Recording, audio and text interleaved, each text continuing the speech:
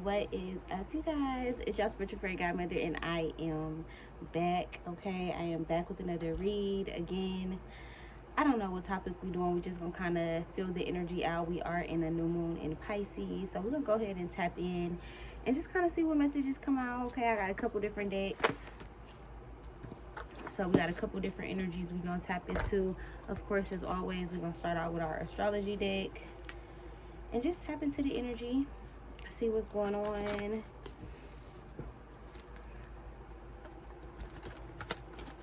God, please be with me at this time. Help me receive a message to deliver to my collective. Any messages they may need, any guidance they may need, anything they may be unaware of. God, what messages do you have for my collective? I'm hearing like all over the place. Like I got a whole lot. I got a whole lot coming. It's a whole lot in a bag. Pack your bags.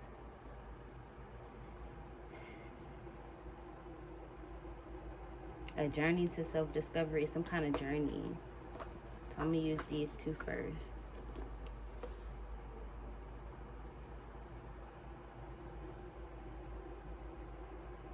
It's a long road.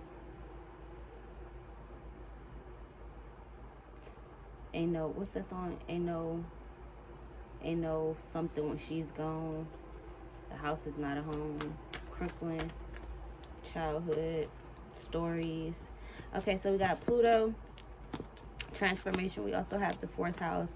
This could be something regarding your stability, your home, your bedroom, your family, generations. This could be 4 generations. I'm hearing Mother's Day. A suite, a bedroom, a hotel. Somebody could be doing this for you. You could be doing this for somebody else. I'm hearing a locket, a chain, a necklace, a gift, a shell. Like, you know, like when you put a shell up to you and you can just hear the ocean. I feel like you're hearing somebody's heart, or like you're hearing somebody's thoughts. You're connected with somebody.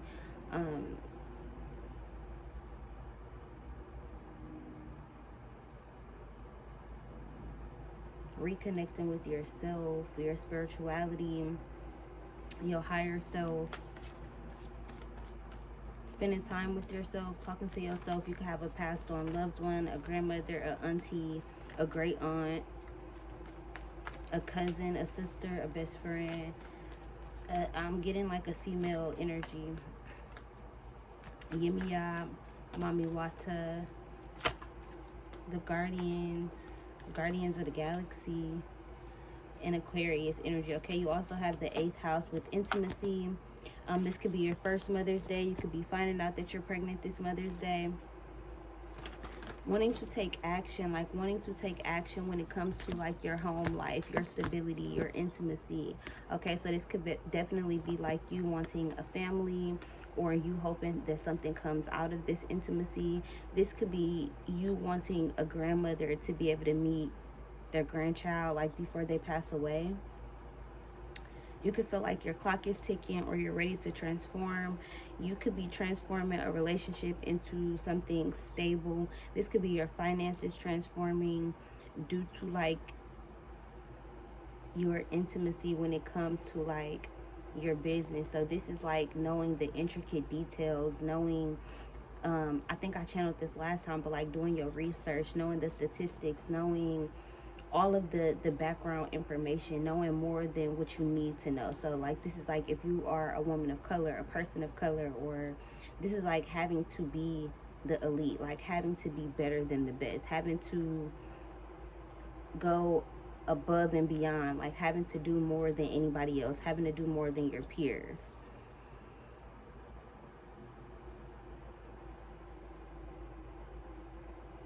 Having to work just as hard for yourself, your goals, your love life.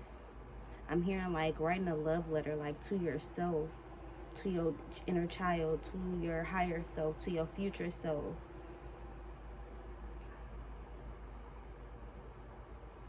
Creating your own destiny, being a part of the journey instead of only seeing it afterwards, being present enough in the moment, being intimate with the moment. There's a certain kind of intimacy that comes with being present and being aware and being there.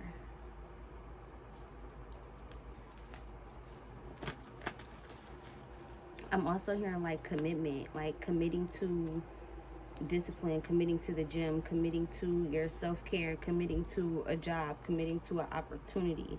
I feel like you're in the state of just committing to self, committing to whatever it is that's gonna make you be your best self. Okay. Spirit, what messages do you have for the collective? Put your energy on it, put your stank on it, marking your territory. So this could be at work, like you taking charge or being the leader or telling them your ideas or allowing your voice to be heard, allowing yourself to stand out. So this is wearing, you still in uniform, or you still business casual, or you still abiding by the rules, but you doing your own thing. You look different than everybody else. You come in and you exude positive energy. Like, I feel like you're smiling. Everybody at work love you. You're stable. Like, this is living in doubt, living in fear, living in blame, living in a victim mentality. And now it's kind of like, well, everything is stable, or this is being on stable ground, being able to radiate your energy. And it's not going to always be positive. It's not going to always be forthcoming. It's not going to always be honest. It's not going to always be vulnerable. It's not going to always be real and raw.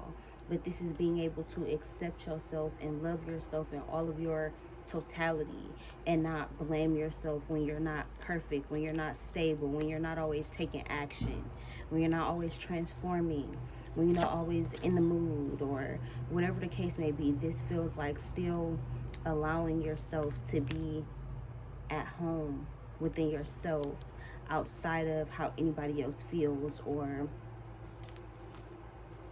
without regretting your actions or the actions that you have taken. Like, all you can do is forgive yourself and allow yourself to move forward, to transform, to go into something else. Guilt. I feel like you're blaming yourself for a lot. Like, why you don't have this, why this home isn't fully decorated, or why you don't have it completely organized, or why your bed don't feel comfortable, why it doesn't feel like a home, why it doesn't feel peaceful.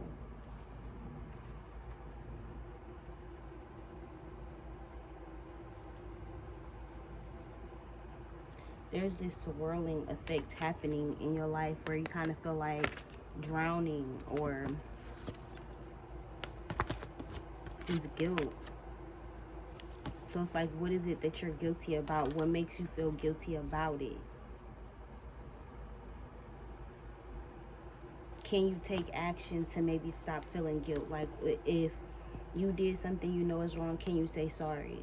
And then if that person does forgive you, can you stop blaming yourself for whatever it is that caused a rift?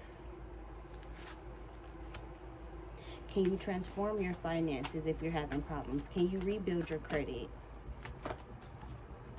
Can you allow the smoke to clear? If this was an argument, can you have empathy? Can you still love yourself when you feel like you're failing, when you feel like you're drowning, when you feel like things aren't perfect? Can you still be intimate with yourself and be okay with your feelings and validate yourself? Can you still love yourself and have empathy for yourself when you are in a state of anger, red, passion? Anger is also a form of love. Maybe not yelling, screaming, and cussing and fighting each other. But this is like fighting for your right to be heard, fighting for your position in the workspace, fighting for your business. I'm getting like lawyer, debate team, your honor. This is like winning cases. I feel like if this is like wanting to go to law school, or wanting to fight for your license back, or you fighting in school to just make it. You're tired, you're feeling guilty. Maybe everybody around you can't get every piece of you. Maybe your intimacy, your love life is, like it's having an uproar. Maybe your home life, the kids aren't comfortable. There's so much guilt surrounding your taking action, which is debilitating you. It's making you not move. It's making you not go forward. But at this point, I feel like you don't want to burn yourself out to where you fizzle in the smoke, and then there's anger and sadness. But then this is also looking at it as the dust settling, the smoke clearing, and there being room for something new. Because I feel like we look at darkness, we look at sadness or depression as something bad. But I was watching Grey's Anatomy the other day, right? And he asked her, like, well, does it hurt? Maybe it's supposed to, right? 11:11. They went through this whole episode about a little girl who didn't have, I don't remember what her diagnosis was, but I remember she didn't have the right receptors or whatever to make her feel pain. So she going through life, not experiencing pain, feeling emotional turmoil, but not able to feel pain in her body, causing her to hurt herself, go through things that she didn't have to go through, when her body was always fighting, hurting, even if her brain didn't tell her that it hurt, right? So this is you living in constant blame, guilt for your feelings, for your actions, for blowing up, for loving too hard, for having too much empathy, for being too intimate. This could be like just feeling like you're not accepted in certain rooms, how you are, maybe how you dress. Maybe you're a spiritual hoochie. Maybe you like for your cleavage to be out. Maybe you like a little tight skirt. Maybe you like the whole mini skirt look. Maybe you got a bodacious body. This is kind of giving being unapologetically you. Living in whatever makes you you. And taking action on that. And not making yourself small, or not allowing inadequacy to erupt in your life to the point where it's starting to have brush fires elsewhere. Your home life, your stability, your love life, your finances.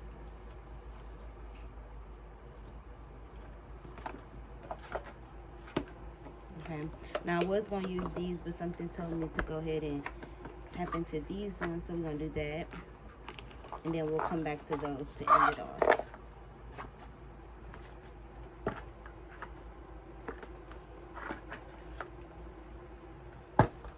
Having to go digging in that. She working that thing. She working. Okay.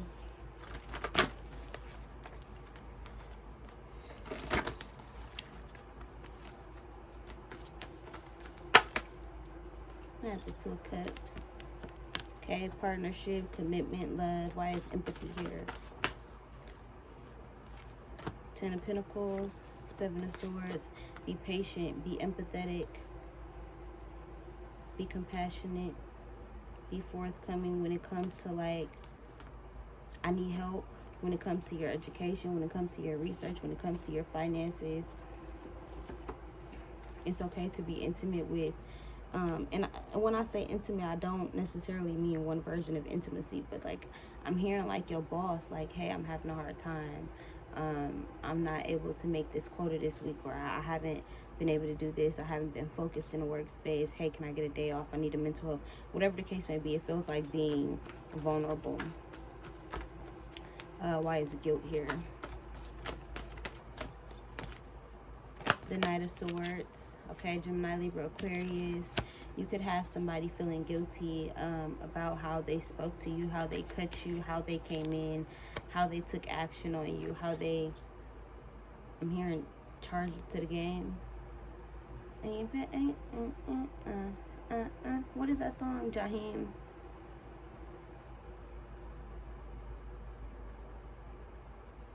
What are they spelling?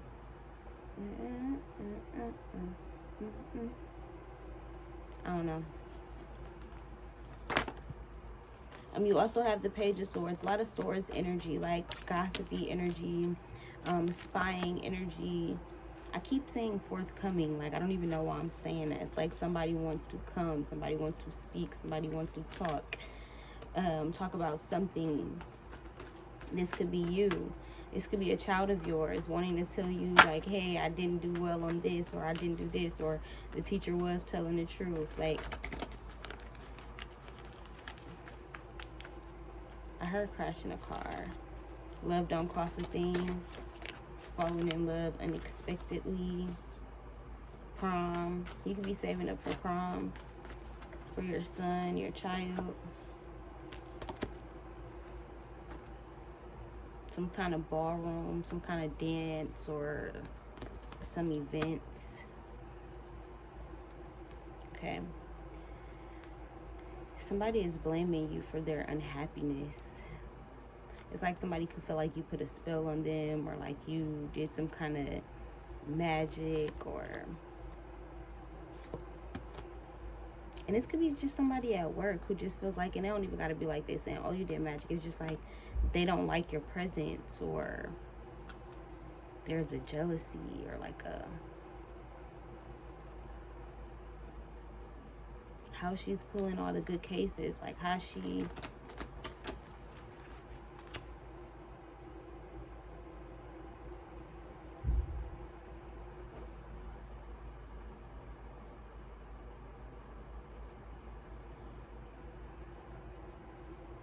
There could be like a best friend jealous of a child. Maybe this person doesn't have children. Wants children.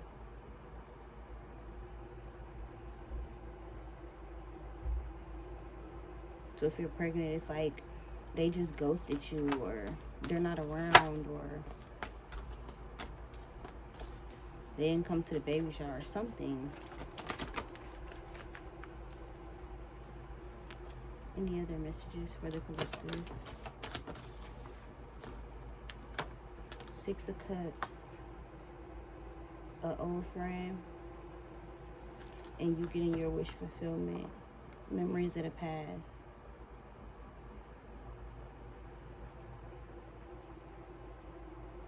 I'm getting a song, but I can't pick it up. I can't hear it all the way.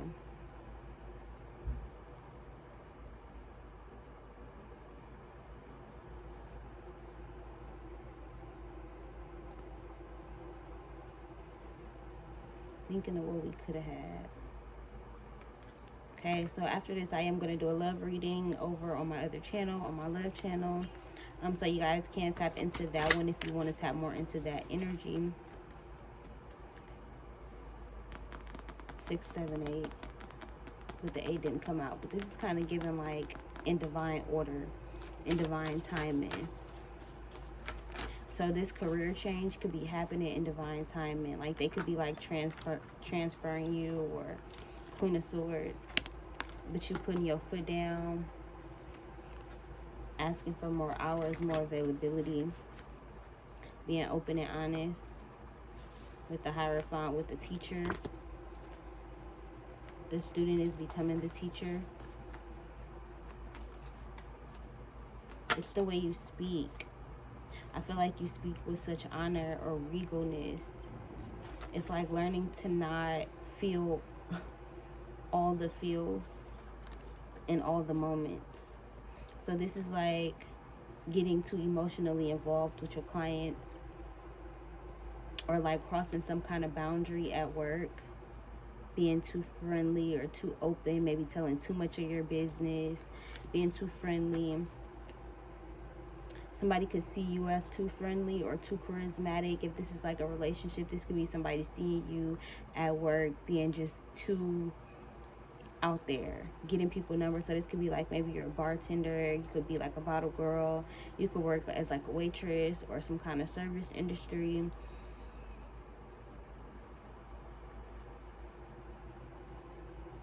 A service provider, you could do like hair, you could do primarily like men's locks or something like that.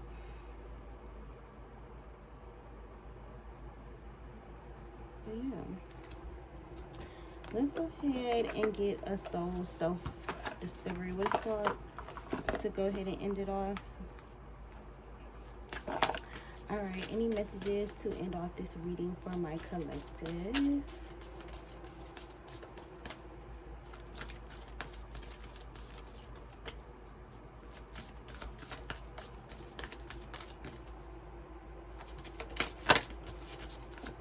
Yeah, my honey, sticky and slow, drip drop like raindrops.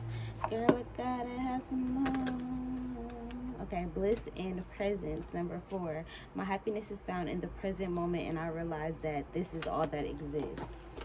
So that's kind of what we started the reading off saying, like just being happy in the moment, being here, being alive, being appreciative, having gratitude, showing gratitude. And then last one, you are worthy of it all, number 23. I am magical, special, and unique, said the loving voice inside of me. So again, connecting with your higher self, connecting and writing a letter to yourself, or giving yourself a hug, showing yourself some love, some peace, showing up for yourself in whatever way that you know that you need in this moment, whether that's being more disciplined, whether that's holding yourself accountable, whether that's letting go of toxic and limiting beliefs, whether that's letting go of a toxic lover, friend, person.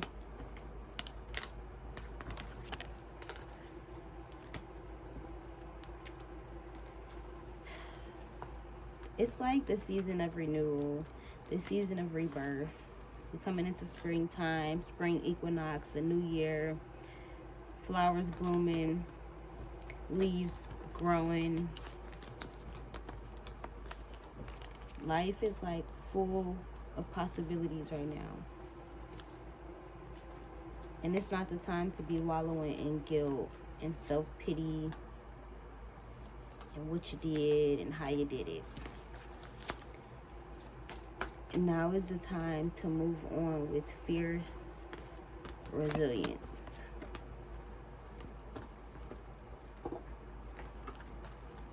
Because the finances is going to be there. This is generational wealth. I done put all those cards away. I forgot those ones. So it's like, just because they count you out don't mean that's a bad thing.